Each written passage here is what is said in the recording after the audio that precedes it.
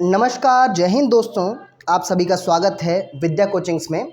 और मैं अमरपाल सैनी आज सभी के बीच पॉलिटिकल साइंस का एक ऐसा टॉपिक लेकर आया हूं जो लगभग जहां से एक कोई बच्चा पॉलिटिकल साइंस पढ़ना शुरू करता है, यानी कि क्लास 6 से लेकर 11th-12th या फिर हायर एजुकेशन या फिर किसी भी कॉम्पिटिटिव एग्ज़ाम्स के नज़रिए से जो टॉपिक पॉलिटिकल साइंस का बहुत महत्वपूर्ण, बहुत ही उपयोगी है, ऐसा एक टॉपिक आज आप सभी के बीच लेकर आया हूं। और इस टॉपिक को हम अपनी पॉलिटिकल साइंस में जानते हैं फंडामेंटल राइट्स के नाम से, यानी कि मौलिक अधिकारों के नाम से। तो दोस्तों देखिए, हालांकि सभी बच्चों ने इस विषय के बारे में अपने राजनीति विज्ञान में बार बार पढ़ा और सुना होगा, लेकिन आज एक बार फिर एक रिवीजन के तौर पर या बहुत ही कहते हैं कि बेसिक्स के तौर पर हम देश के फंडामेंटल राइट्स यानी कि मौलिक अधिकारों को एक बार पढ़ रहे हैं, एक बार सभी के बीच साझा कर रहे हैं। तो देखिए, जैसा कि हम सभी जानते हैं कि हमारे देश के जो कॉन्स्टिट्यूशन में फंडामेंटल राइट्स हैं, फंडामेंटल राइट्स वो 6 हैं। यानी कि हमारे देश के कॉन्स्टिट्यूशन में, हमारे देश के संविधान में 6 फंडामेंटल राइट्स, 6 मौलिक अधिकारों का वर्णन है। अब देखिए, इन 6 मौलिक अधिकारों की जब हम बात करते हैं तो थोड़ा सा इंट्रोडक्शन, हम कॉन्स्टिट्यूशनल जो इंट्रोडक्शन है फंडामेंटल राइट्स का यानी कि मौलिक अधिकारों का, वो ज़रूर जान लें। तो देखिए दोस्तों, हमारे देश के संविधान में जो फंडामेंटल राइट्स हैं वो कॉन्स्टिट्यूशन के पार्ट 3 यानी कि भाग 3 में इनका उल्लेख है। और अगर हम आर्टिकल्स की बात करें तो संविधान के आर्टिकल 12 से लेकर 35 तक, यानी कि संविधान के अनुच्छेद 12 से लेकर 35 तक हमें देश के मौलिक अधिकारों का वर्णन मिलता है, व्याख्या मिलती है हमारे देश के संविधान में। तो जैसा कि हमने बात की कि हमें ये ज़रूर पता हो कि हमारे देश के संविधान के किस भाग में, किस पार्ट में मौलिक अधिकारों का वर्णन है और किस आर्टिकल में मौलिक अधिकारों का वर्णन है, ये जानना मौलिक अधिकारों को पढ़ने से पहले ज़रूरी है। तो देखिए, संख्या 6 है, उनके भाग और उसका जो है आर्टिकल हमें पता हो। इसके बाद देखिए, जैसे हम बात करते हैं कि हमारे देश के संविधान में 6 मौलिक अधिकारों का वर्णन है। हमारे देश के संविधान में 6 मौलिक अधिकार हैं।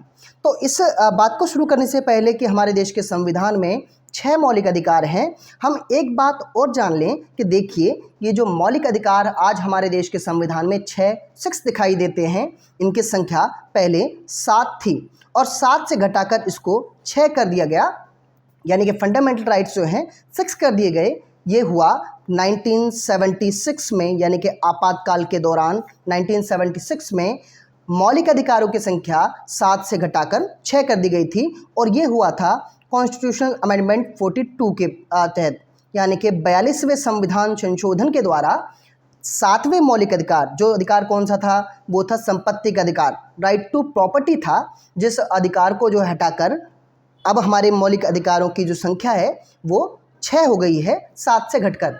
अब हम बात करते हैं अपने उन 6 मौलिक अधिकारों के बारे में, और साथ ही साथ हम ये भी जानेंगे कि ये 6 मौलिक अधिकार संविधान के किस अनुच्छेद, किस आर्टिकल में हैं। तो शुरू करते देखिए, सबसे पहले हमारे कॉन्स्टिट्यूशन में जो फंडामेंटल राइट्स हमारे सिटीजन्स को दिया जाता है वो है राइट टू इक्वालिटी, यानी कि समानता का अधिकार या समता का अधिकार। समानता या समता के अधिकार की जब हम बात करते हैं तो देखिए, संविधान के अनुच्छेद 14 से लेकर 18 तक, आर्टिकल 14 से लेकर आर्टिकल 18 तक हमारे कॉन्स्टिट्यूशन में फंडामेंटल राइट टू इक्वालिटी मतलब समानता का अधिकार का वर्णन मिलता है।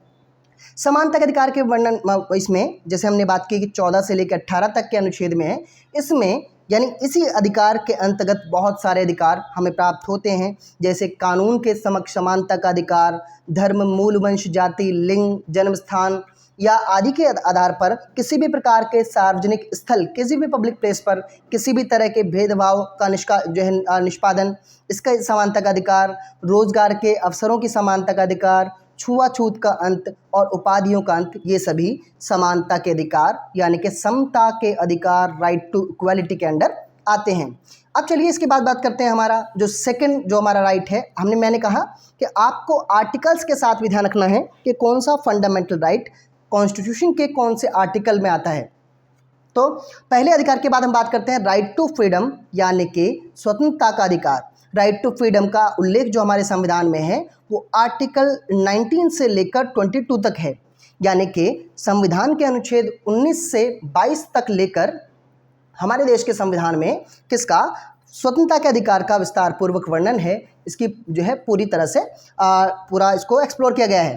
तो देखिए, इस अगर बात करते हैं स्वतंत्रता के अधिकार के अंतर्गत, तो यहाँ हम व्यक्तिगत स्वतंत्रता के अधिकार की बात करते हैं, अपराधों के लिए दोष सिद्धि के संबंध में संरक्षण के अधिकार की बात करते हैं, जीवन की रक्षा और दैहिक स्वतंत्रता के अधिकार की बात करते हैं, शिक्षा का अधिकार भी इसी अधिकार के अंतर्गत आता है, और अभियुक्तों और सजा पाए लोगों के अधिकार भी राइट टू फ्रीडम के अंडर ही कवर होते हैं।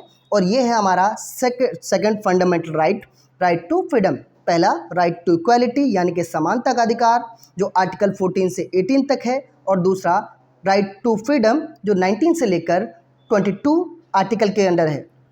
तीसरा हम बात करते हैं वो है हमारा राइट अगेंस्ट एक्सप्लॉयटेशन यानी कि शोषण के विरुद्ध अधिकार। और ये हमारा जो अधिकार है वो संविधान के अनुच्छेद 23 और 24 में हमें इसका वर्णन मिलता है। आर्टिकल 23 एंड 24 में राइट अगेंस्ट एक्सप्लॉयटेशन यानी कि शोषण के विरुद्ध अधिकार का वर्णन विस्तार पूर्वक किया गया है। अगर हम इस अधिकार के अंदर बात करें तो जैसे हमने कहा कि 2 आर्टिकल हैं, इन 2 आर्टिकल में जो है मानव के दुर्व्यवहार और बंधुआ मजदूरी पर रोक लगाने का प्रावधान इसी राइट के आगे जो है अकॉर्डिंग होता है, और साथ में जोखिम वाले कामों या ऐसे कामों में जहां पर बच्चों के स्वास्थ्य या उनके जीवन को खतरा पहुंचे, ऐसे काम कराने पर जो रोक लगाने का प्रावधान होता है, जिन्हें हम चाइल्ड लेबर के अंडर बात करते हैं, वो भी हमारा राइट अगेंस्ट एक्सप्लॉयटेशन के अंडर ही आता है।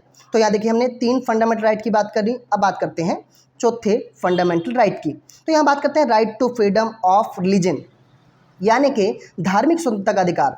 धार्मिक स्वतंत्रता का अधिकार जो हमारा फंडामेंटल राइट है, ये आर्टिकल 25 से लेकर 28 के अंडर कवर होता है, यानी कि संविधान के अनुच्छेद 25 से लेकर 28 के बीच में right to freedom of religion धार्मिक स्वतंत्रता के अधिकार का विस्तार पूर्वक वर्णन किया गया है। अगर हम इसके अंदर बात करें यानी कि धार्मिक स्वतंत्रता के अधिकार के अंडर बात करते हैं, तो देखिए इसमें आस्था और प्रार्थना की आज़ादी यानी कि किसी भी इंसान को अपनी इच्छानुसार कोई भी आस्था कोई भी प्रार्थना की पद्धति अपनाने का पूर्ण अधिकार है। धार्मिक मामलों में प्रबंधन करने का यानी अपने धार्मिक मामलों के जो है अरेंजमेंट्स का प्रबंधन का या किसी भी तरह के जो है इवेंट ऑर्गेनाइज करने की स्वतंत्रता हमारे देश में है। किसी विशिष्ट धर्म की अभिवृद्धि के लिए कर अदायगी की स्वतंत्रता यानी कोई भी धर्म विशेष अपने धर्म को बढ़ावा देने के लिए चंदा जुटाता है या कर जुटाता है, उसकी स्वतंत्रता हमारे देश में दी गई है धार्मिक स्वतंत्रता के अधिकार के अंडर। और अंत में बात करते हैं कुछ शिक्षा संस्थानों को चलाने की जो कहते हैं कि भाई जो प्रावधान है अपनी जो है धार्मिक शिक्षा देने के लिए, इस बात की जो अधिकार है वो हमें right to freedom of religion के अंडर ही मिलता है। तो 4 अधिकारों के बाद हम बात करते हैं फोर्थ फंडामेंटल राइट की। तो देखिए फोर्थ फंडामेंटल राइट की अगर बात करते हैं तो कल्चरल एंड एजुकेशन राइट्स यानी कि भाई सांस्कृतिक और शैक्षिक अधिकार की अगर हम बात करते हैं तो देखिए ये हमारा आता है आर्टिकल 29 से लेकर आर्टिकल 30 के अंडर। तो आर्टिकल 29 और 30 के अंडर हमारा आता है कल्चर एंड एजुकेशन राइट यानी कि सांस्कृतिक और शैक्षिक अधिकार। इस अधिकार के अंतर्गत हम बात करते हैं कि अल्पसंख्यक समुदाय हमारे देश के जितने भी हैं, अब उनकी भाषा और संस्कृति के संरक्षण का अधिकार इसी अधिकार के अंडर आता है। अल्पसंख्यक यानी जो माइनॉरिटीज़ हैं हमारे देश की माइनॉरिटी कम्युनिटी है, उनको शैक्षिक संस्थाएं स्थापित करने का अधिकार इसी राइट के अंडर इसी राइट के अकॉर्डिंग मिलता है, और ये आता है हमारा कल्चरल एंड एजुकेशन राइट। इसके बाद हम बात करते हैं हमारा जो है अंतिम जो अधिकार, इसे हम बोलते हैं राइट टू कॉन्स्टिट्यूशनल रेमेडीज़ यानी कि ये जो बात करते हैं ये आता है हमारा आर्टिकल 32 के अंडर, यानी कि सिर्फ एक आर्टिकल में राइट टू एजुकेशनल रेमेडीज़ की बात की जाती है। संवैधानिक उपचारों का अधिकार। तो देखिए संवैधानिक उपचारों का अधिकार जो एक अधिकार है वो सभी अधिकारों का एक मूल एक जड़ माना जाता है, और इसे ही संविधान की आत्मा भी कहा जाता है। क्यों, एक बार समझ लेते हैं। तो देखिए जो हमारे पास 5 फंडामेंटल राइट्स हैं, उनके बाद एक जो छठा फंडामेंटल राइट है, ये फंडामेंटल राइट जो है इन सभी राइट्स को गार्ड करता है, इन सभी राइट को सेव करता है। यानी अगर आपको 5 के 5 मौलिक अधिकारों में से कोई भी एक मौलिक अधिकार नहीं मिल रहा है, या कोई भी ऐसी संस्था कोई भी ऐसा व्यक्ति आपके अधिकारों का हनन आपके अधिकारों को जो है ब्रेक करने की कोशिश करता है, ऐसे में आप अपने सिक्स्थ राइट का इस्तेमाल कर सकते हैं, राइट टू कॉन्स्टिट्यूशनल रेमेडीज़, यानी कि संवैधानिक उपचार का अधिकार। आप अपनी उस समस्या का समाधान संवैधानिक प्रावधानों के अंतर्गत कर सकते हैं, उनके तहत करा सकते हैं। इस तरह हमने देखा कि हम इन 6 मौलिक अधिकारों को थोड़ा एक कह सकते हैं कि बहुत ही सरसरे तौर पर, बहुत ही कहते हैं कि भाई एक याद करने वाले तरीके के तौर पर हम इतना जान चुके हैं। इसके साथ ही मैं कोशिश करूंगा कि एक बार हम इन सभी राइट्स को जो जैसे हमने बात की कि हमने यहाँ पर आर्टिकल्स की पूरी जो सीरीज़ है उसको कवर किया है। हमने fundamental right with series of articles को यहाँ कवर किया है। एक बात जो है छूट जाती है, देखिए यहाँ पर हमने देखा कि हमारा 5th राइट जो है वो 29th और 30 में है और 6th राइट हमारा 32 में।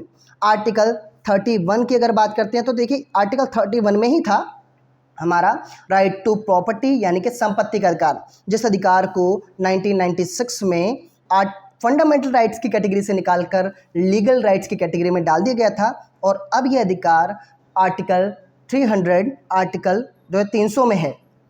इस तरह हम बात करते हैं मौलिक अधिकारों की। एक बहुत ही संक्षिप्त चर्चा, एक बहुत ही शॉर्ट डिस्कशन आज की इस वीडियो में हम कर रहे थे।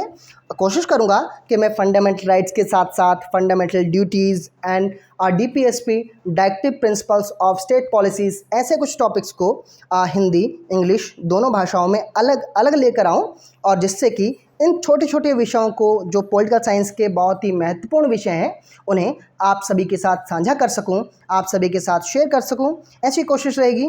मिलते हैं अगली वीडियो के लिए। अगर आपको ये वीडियोस पसंद आती हैं तो चैनल को लाइक ज़रूर कर दें, और साथ ही साथ अपने दोस्तों को भी ये वीडियो शेयर ज़रूर क्या करें, ताकि नॉलेज सिर्फ आपकी ना बढ़े बल्कि आपके साथियों, आपके दोस्तों की भी बढ़े। मिलते हैं अगली वीडियो में, तब तक के लिए जय हिंद, नमस्कार।